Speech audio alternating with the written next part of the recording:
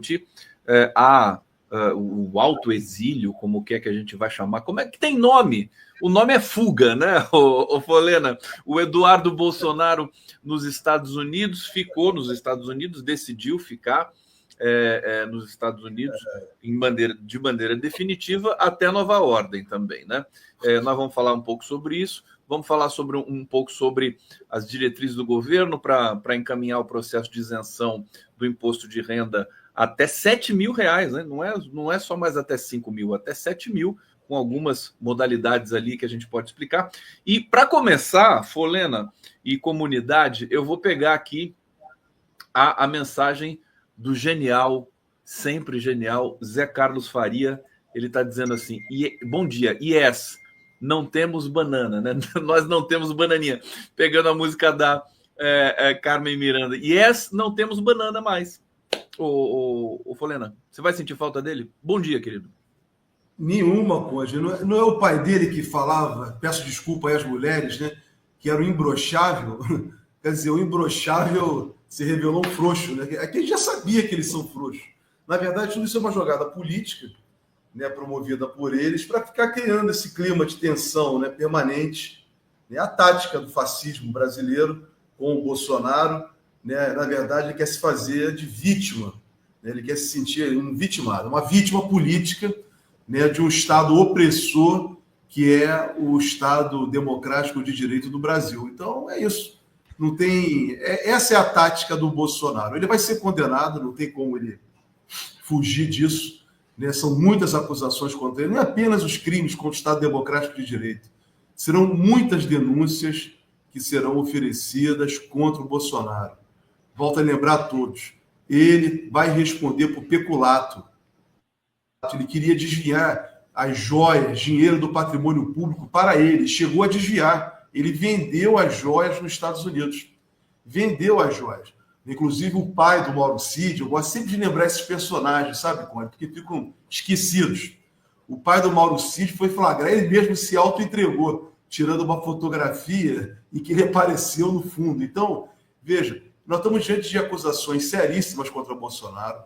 Não são acusações apenas contra o Estado democrático de direito, ele querer implantar uma ditadura no Brasil, que já é gravíssimo, mas, além disso, outros crimes graves, como o peculato, ou seja, ele queria se enriquecer às custas do patrimônio público. Isso é desviar dinheiro do patrimônio público para ele. Ou seja, ele chamava o Lula de ladrão, mas, na verdade, o grande ladrão que vai ser demonstrado, vai ser ele, ao final das contas.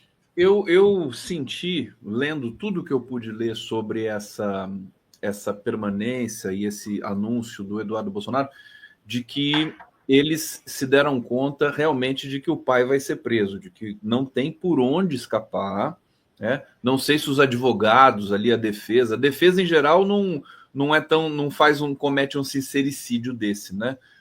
De falar para o cliente, falar, olha, meu querido, você vai ser preso. Mas assim, tudo, depois também de todas as ofensas, insultos e ameaças que foram feitas, né? Eu avisava aqui a comunidade, quer dizer, vocês acham que o STF vai deixar barato isso? Não vai deixar.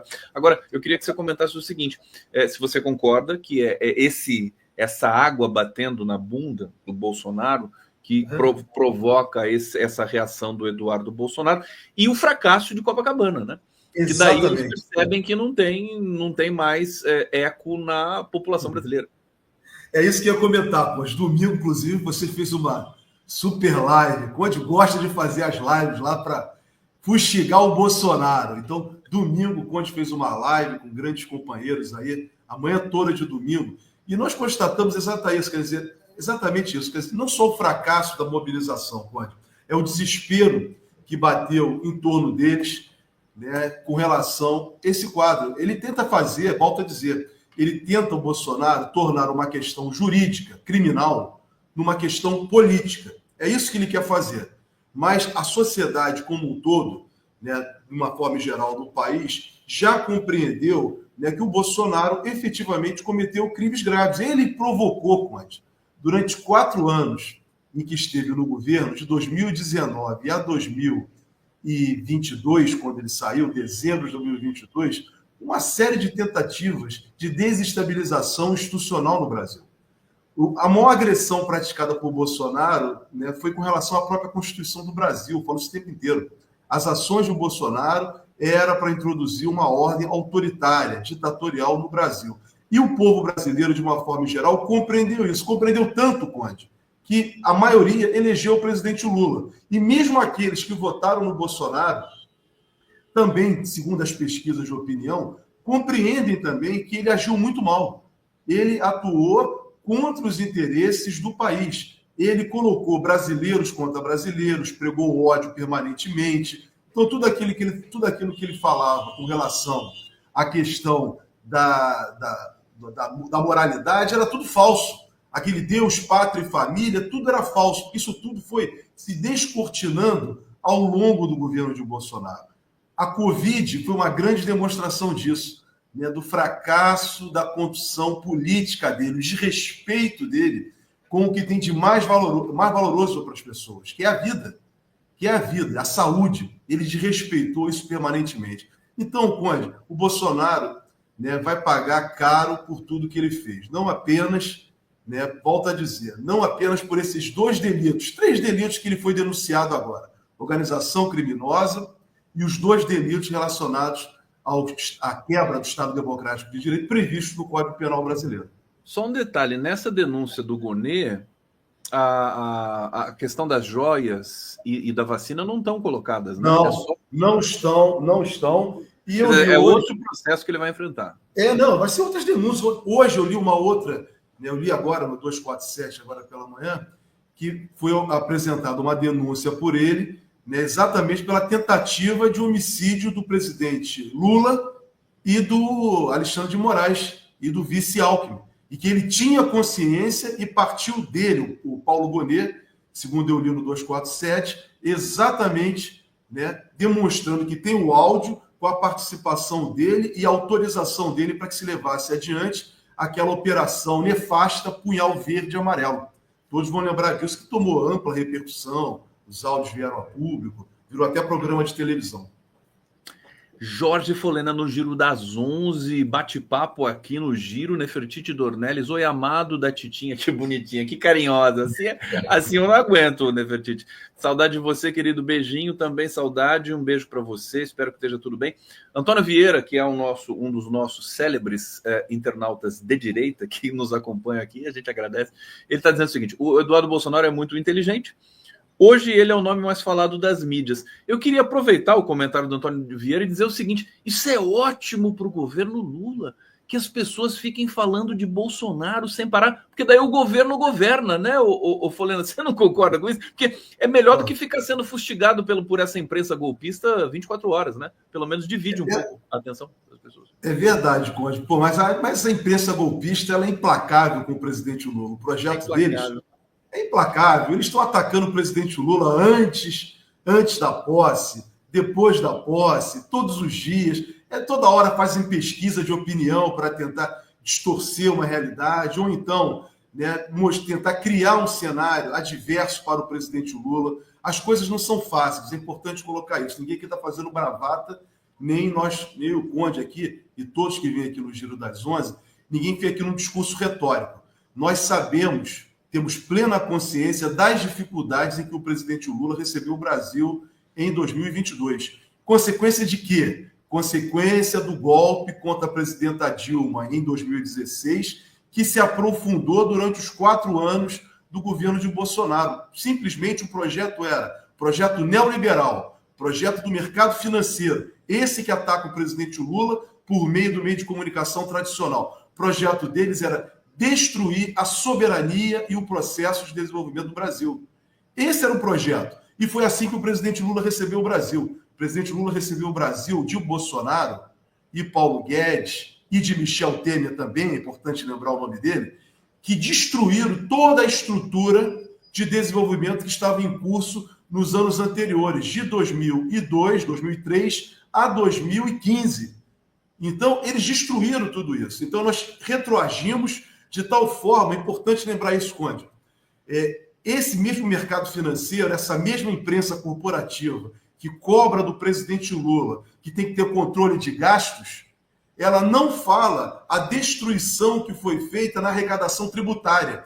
uma série de isenções foram instituídas durante o governo de Temer e de Bolsonaro, favorecendo os muito ricos, favorecendo os empresários. E aí, por outro lado, eles exigem um controle, um rigor fiscal, para que não se possa levar adiante programas como Minha Casa, Minha Vida, Bolsa Família, os investimentos em educação, como o Pé de Meia, investimentos em universidade e, principalmente, Conde, para quem quer ser um país desenvolvido e soberano, amplo investimento em ciência e tecnologia. Eles não permitiram isso, eles destruíram isso. Mas, por outro lado, eles fizeram cortes com o direito dos trabalhadores, né, previdência, direitos trabalhistas, e, principalmente, dando isenções tributárias para os muito ricos e para as empresas. Então, o presidente Lula recebeu esse Brasil destruído. Então, essa é a dificuldade da governabilidade do presidente Lula. Somado a isso, o avanço político que Bolsonaro, Michel Temer e Bolsonaro deram ao Centrão. Quando o Centrão avança com a aprovação, a meu modo de ver, inconstitucional das emendas impositivas em 2015 e depois em 2019, as emendas impositivas ampliaram o parlamento, que passa agora ele a ser também parte do governo, que é totalmente inconstitucional. O Brasil não é parlamentarista nem semipresidencialista. O regime no Brasil é presidencialista. O Brasil é uma república presidencialista. Então, Conde, é importante ficar claro. Então, todas as dificuldades foram impostas para o presidente Lula para que ele não tenha a plena governabilidade. E o parlamento brasileiro contribui com isso. Volto a dizer, as emendas impositivas é uma vergonha. É uma vergonha, porque eles usam a emenda impositiva, está sendo demonstrado, inclusive, com parlamentares sendo processados criminalmente no Supremo Tribunal Federal para uso pessoal, ou então para tirar vantagens. Então, tira do governo a capacidade de governar. Quem tem que cuidar de orçamento é o governo e o parlamento aprovar, mas não é o parlamento ser o gestor da verba pública. Agora, com tudo isso, com emenda positiva e tudo mais, o governo avança. É uma coisa impressionante. E nós temos uma semana em particular, essa semana passada também, de boas notícias incríveis.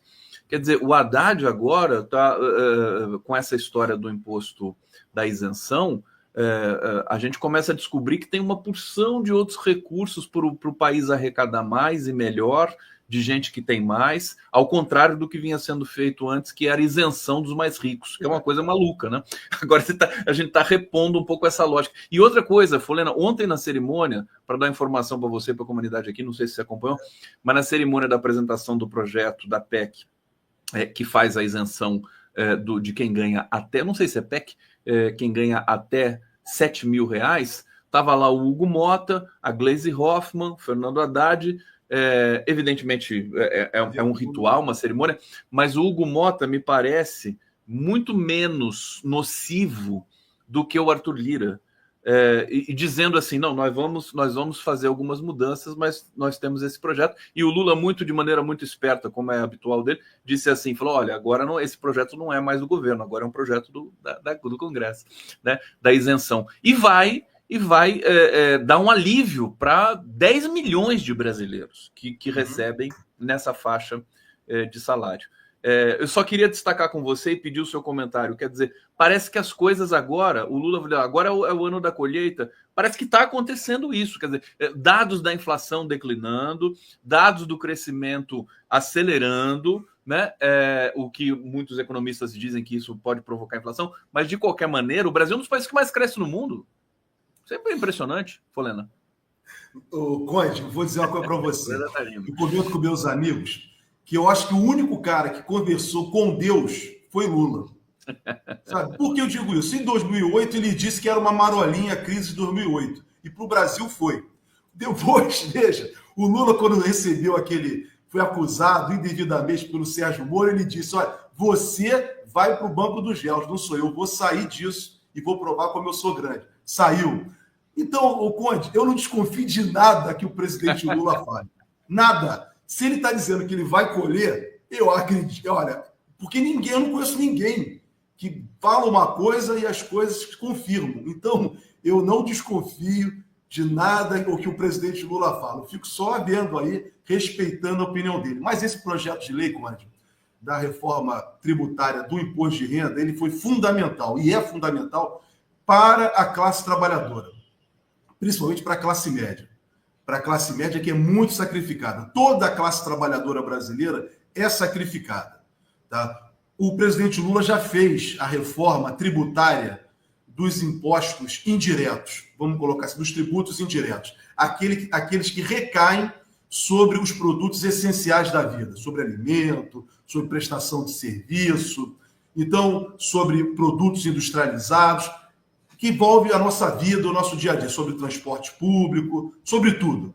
Essa reforma já foi feita, foi dificílima, esse debate está em curso desde 1993, pelo menos eu tenho acompanhado esse debate desde 1993, quando foi feita a primeira emenda constitucional no governo do Itamar Franco, que foi a emenda constitucional número 3 de 1993, que retirou alguns impostos que estavam na Constituição de 88, mas ela não conseguiu avançar por razões, né, políticas, por razões federativas. E o presidente Lula, aquilo que ninguém consegue, o presidente Lula conseguiu unificar todos os estados a sentar em torno da mesa, junto com o setor empresarial, que é o maior beneficiado, junto com a classe trabalhadora, da reforma tributária dos tributos indiretos, e conseguiu aprovar. Então, ela foi aprovada, essa reforma tributária. Ano passado foi aprovada a lei complementar, que regulamenta a Constituição, e a partir do próximo ano vai começar a entrar em vigor gradativamente. Isso gera um cenário, Conde, negocial no Brasil muito grande, gera novas perspectivas, porque o setor empresarial dizia, diante do manicômio tributário que é o Brasil, todas as dificuldades que tinham para os empresários gerir, né, a produção, porque toda a produção, né, ao final, ela vai ter o custo tributário, que é repassado no preço dos produtos. Então, agora se criou um processo tributário no Brasil racional. Esse foi o objetivo. Isso já foi resolvido. Agora iniciamos uma outra fase, que é a fase, a meu modo de ver, muito mais importante ainda do que essa anterior, que é exatamente a reforma tributária sobre os rendimentos, sobre os salários, sobre as aposentadorias, né? E sobre os lucros. Veja, um banqueiro, os bancos são os que mais ganham nesse Brasil. Os donos do banco não pagam imposto, porque eles são isentos na distribuição do lucro. Isso foi aprovado em 1996, tem que dar o nome também, eu gosto de sempre dar o nome. Foi no governo do Fernando Henrique Cardoso. Foi o Fernando Henrique Cardoso que aprovou, não era assim no Brasil, e foi o Fernando Henrique Cardoso que aprovou a lei que deu a isenção na distribuição, né, do lucro, no imposto de renda, né, na distribuição do lucro. Isso beneficiou principalmente, muito mais do que os pequenos empresários. Principalmente, ele favoreceu os muito, muito ricos, que mostra a injustiça do sistema. Um trabalhador, né, que ganha 5 mil, né, paga mais imposto, uma carga tributária maior do que uma pessoa que ganha milhões no Brasil. E até mesmo as alíquotas, a progressividade, 27,5%, ou uma alíquota de 15%, mesmo assim é injusta. É injusta para quem ganha pouco. Então isso tem que ser revisto. Foi muito bom e oportuno esse projeto de lei do presidente Lula, que foi, só para concluir, lembrar, um dos seus programas de campanha eleitoral. Isso foi um dos programas de campanha. O presidente Lula colocou na mesa, encaminhou para o Congresso e agora disse: cabe ao Congresso Nacional a responsabilidade de se reparar uma injustiça tributária no Brasil contra a classe trabalhadora. Pelo que eu estou vendo, o tema da família Bolsonaro, da quadrilha Bolsonaro, vai voltar, vai submergir daqui a pouco, porque a gente vai voltar a falar de coisas úteis para esse país, como, por exemplo, a isenção do imposto. Deixa eu só pegar um comentário aqui do JFB, está mencionando, é curioso isso aqui, a ditadura dos cartéis, anatomia de um subdesenvolvimento, Kurt Miro. Tá aqui dando uma dica de leitura para gente. Perfeito, está anotado aqui, obrigado, querido. Beto Silva, excelente Folena. O Beto Silva aqui é prata da casa, hein? Tá adorando aqui a fala do Folena. Obrigado, Beto, um beijo para você. E o seguinte, Folena, hoje no nosso tempo eu tirei 5 minutinhos de cada bloco para receber uma dupla de professores fantástica da UFSC, da Universidade Federal de Santa Catarina, para falar sobre um caso de uma recomposição ali do processo de cotas, que é muito importante, inclusive, como referência para o país todo. Então, a gente já está no final, a Denise Assis está aqui no bastidor para entrar, e eu queria... Deixa eu colocar a Denise já aqui para fazer companhia para a gente, meu Deus. Você quer falar? Manda a Denise aí. Tão linda a Denise, uma gigante do jornalismo brasileiro. Tudo bom, Denise? Tudo bem, Conde. Que bom que você me deixou dar um oi para o Folena, um amigo querido. Ô, Conde, vou colocar aqui rapidinho, 30 segundos. O Folena adora a Denise. Não, rapidinho, 30 segundos. Denise é uma grande... Ela é muito mais que jornalista, ela é uma grande repórter.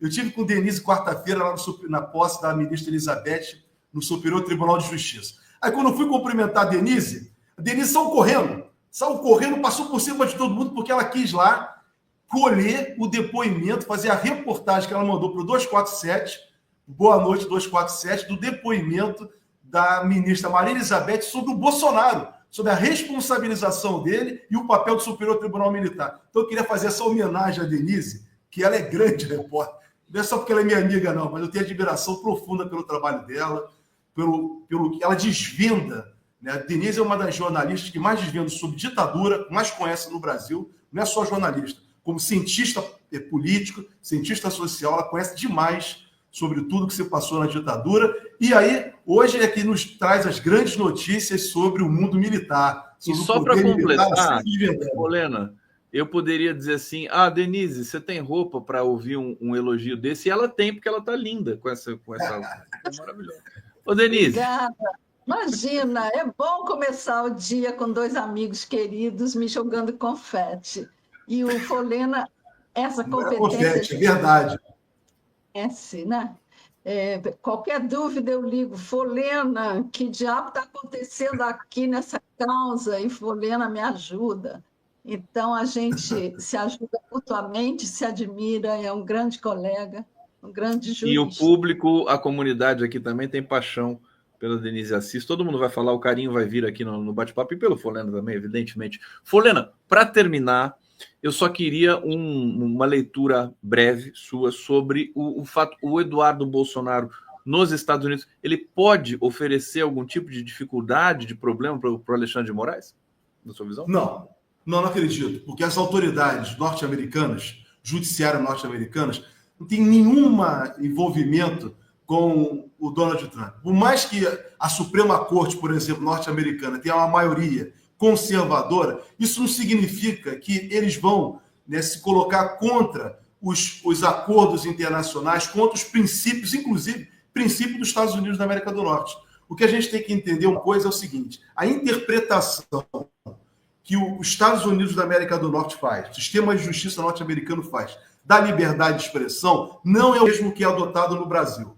São interpretações distintas. Porém, na cooperação internacional, os países se entendem e dizem mutuamente, olha, crimes relacionados à liberdade de expressão, nós não vamos fazer extradição, por causa da emenda constitucional número 1. Isso está, inclusive, nos diversos acordos de cooperação Brasil e Estados Unidos. Então, para não confundir, os bolsonaristas gostam de confundir e achar que as instituições norte-americanas irão ajudá-los. Não irão ajudá-los. Os Estados Unidos têm instituições muito consolidadas, mas muito consolidadas. Como o Brasil também está consolidando as suas. Está consolidando a sua... Folgo em saber, né, um parecer de alguém que conhece profundamente, com a técnica necessária, de que o judiciário estadunidense é uma outra história. Só para despedir do Folena, olha só o pessoal aqui mandando carinho para a gente aqui, ó. Maria Cristina, Denise Assis, suas análises são perfeitas.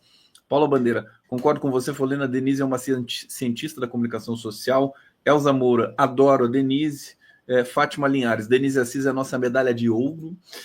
Silvana Mansano, Denise é maravilhosa. Olha só, o JFB está dizendo, esses livros podem ser encontrados online em PDF, é só fazer o download. O livro que ele citou aqui, então, deve estar de graça, né? É só procurar na rede. Eletra Silva, adoro Denise Folena. E Fernando Sávio, boa Folena, você, Denise Condão, 100% nota 10, adorei. Folena, excelente semana, querido. Bom trabalho para você. Beijo, Denise, beijo a todos que estão acompanhando. Tchau, tchau.